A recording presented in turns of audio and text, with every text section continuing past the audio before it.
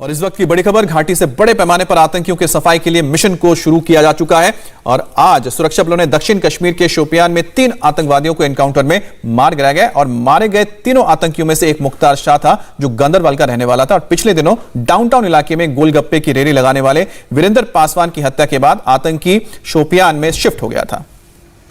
लेकिन वो ज्यादा दिन बच नहीं पाया और इस एनकाउंटर में उसका खात्मा कर दिया गया। जम्मू कश्मीर पुलिस, आर्मी और सीआरपीएफ के ज्वाइंट ऑपरेशन में ये तीनों आतंकी मारे गए।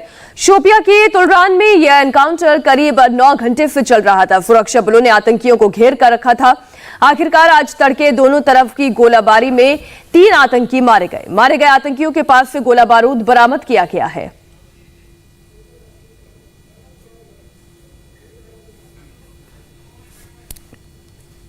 कश्मीर के शोपियान इलाके में सुरक्षा बलों और मिलिटेंटों के बीच रात भर चली मुठभेड़ खत्म हो चुकी है। मुठभेड़ में टीआरएफ के 3 मिलिटेंट्स मार गिराए गए हैं और मारे गए मिलिटेंटों के पास से उनका हथियार और गोला बारूद भी बरामद कर लिया गया है।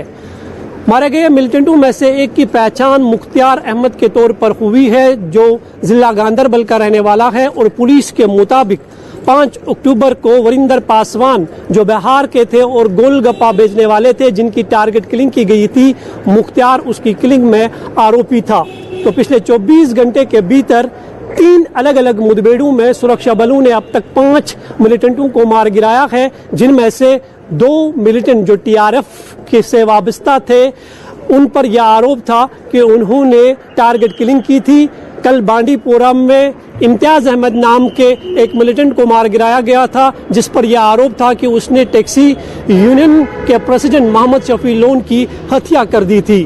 तो निसंदेह ही एक के बाद एक एनकाउंटर में सुरक्षा बलों को 5 मिलिटेंट के मार गिराने में जो सफलता हासिल हुई है उनमें से 2 टीआरएफ के ऐसे मिलिटेंट थे जिन्होंने टारगेट किलिंग्स की थी।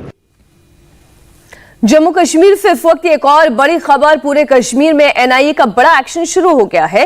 टेरर फंडिंग को लेकर एनआईए की टीम 16 जगहों पर ताबड़तोड़ छापेमारी कर रही है। लश्कर के संगठन टीआरएफ से जुड़े हुए ठिकानों पर यह छापेमारी हो रही है। तो आपको बता दें कि ये बड़ी खबर आ रही है कि टेरर फंडिंग को लेकर एनआईए की छापेमारी चल रही है। अब पाकिस्तान की नापाक हरकतों से देश गुस्से में है। 10 से और 11 अक्टूबर को दरमियानी रात पाकिस्तानी आतंकवादियों ने उस करतूत को अंजाम दिया जिसका खामियाजा पाकिस्तान को बहुत जल्द ही भुगतना पड़ेगा।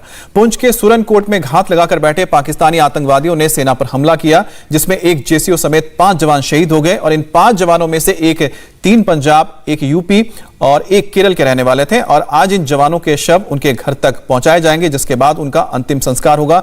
शहीदों के घर और गांव में मातम पसरा हुआ है। सीमा पार से घुसपैठ और भारतीय सैनिकों को निशाना बनाने की यह साल की सबसे बड़ी घटना है और इस घटना के बाद हर भारतीय के मन में गुस्सा है। हालांकि पुंछ के सुरनकोट में 5 जवानों की शहादत का बदला लेने के लिए पूरे इंतजाम किए गए हैं। सेना की कई टुकड़ियां आतंकवादियों की तलाश में पूरे इलाके में फैल चुकी है और आतंकवादियों का यह हमला सुरनकोट के डेरा की गली इलाके में हुआ है जिसके बाद वो भागकर पड़ोस के राजौरी जिले में चले गए थे और बताया जा रहा है कि आतंकवादी राजौरी के जिले के भंगई गांव में छिपे हुए हैं और आतंकवादियों के ठिकानों की पहचान कर ली गई है।